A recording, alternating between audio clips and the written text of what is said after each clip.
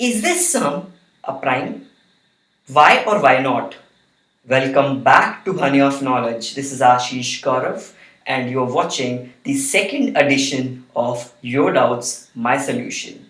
The first question is to find whether this sum is prime or not. How shall we go about it? So let's first attack the expression.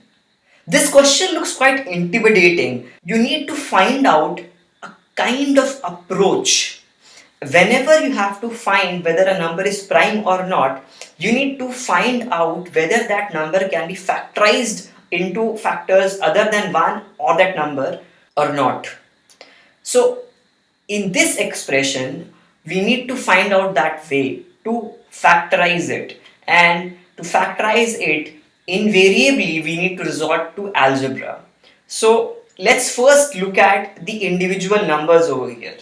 This guy over here has a very high exponent or a very high power. Now that is giving you an hint that you need to attack that exponent. So I will attack this by writing 4 into 4 to the power 544. So I have just taken 4 out from the exponent. Now I can further break it down. 544 is 4 into 136. So you can write this as 4 into 4 to the power 136 raised to the power 4. Now why are we doing this? The reason being, this has a 4, so bringing a 4 over here would give you a kind of algebraic manipulation power. So let's now bring in algebra.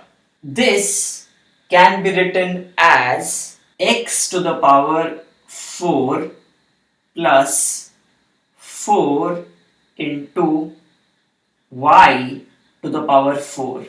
Now, what is x? What is y? This number over here, 545, is your x, and this number over here, 4 to the power 136, is your y. So after this we will be just focusing on this guy. So we will erase everything and work on this expression. This looks kind of familiar. If you recall the formula for a plus b whole square, that is a square plus b square plus 2ab. So I can manipulate that to get a square plus b square is a plus b whole square minus 2ab. A square plus b square is equal to a plus b whole square minus 2ab. So over here we can use that manipulation. Take x square as a and 2y square as b. After this, the steps are quite simple. So I'll just erase a part of this and do those steps. This is a square minus b square. So I can write a plus b into a minus b.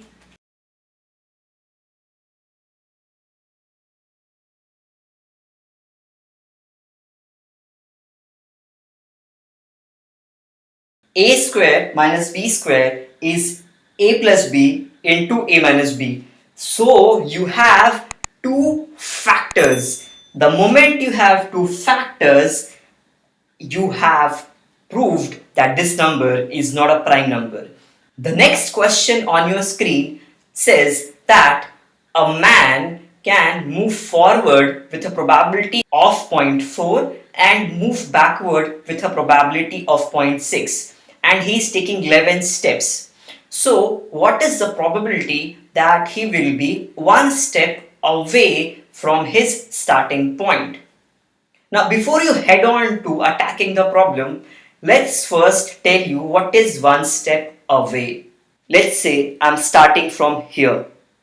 One step forward is one step away, and one step backward is also one step away.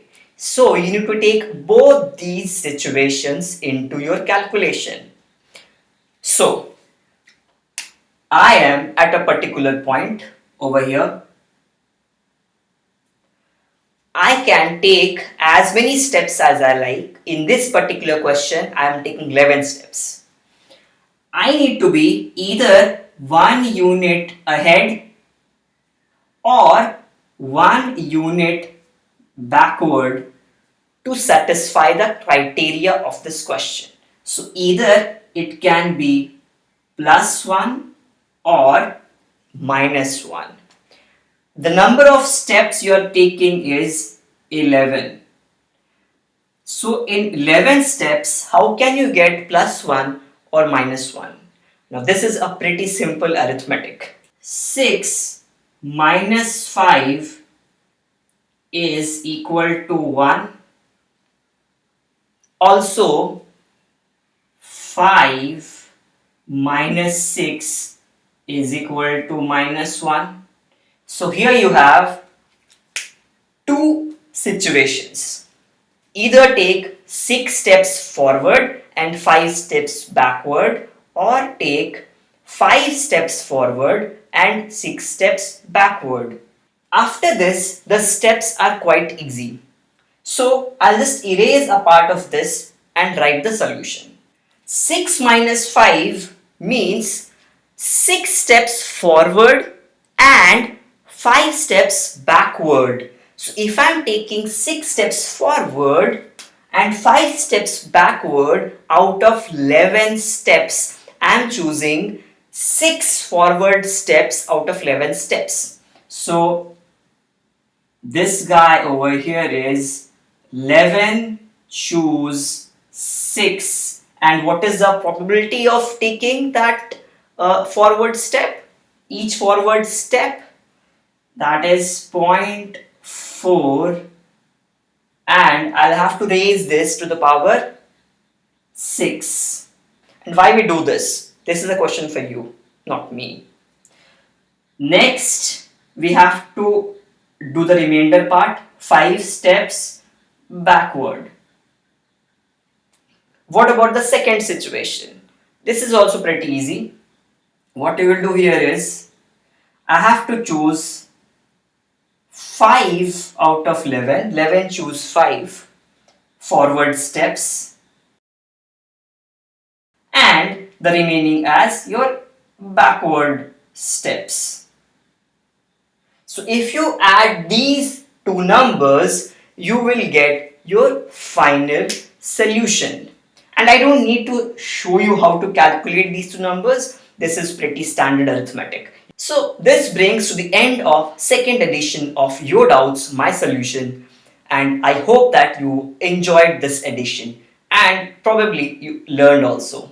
In that case, please give it a big thumbs up. And before heading out, don't forget to subscribe to this channel and also press the bell icon. I'll meet you again on another video. Bye bye.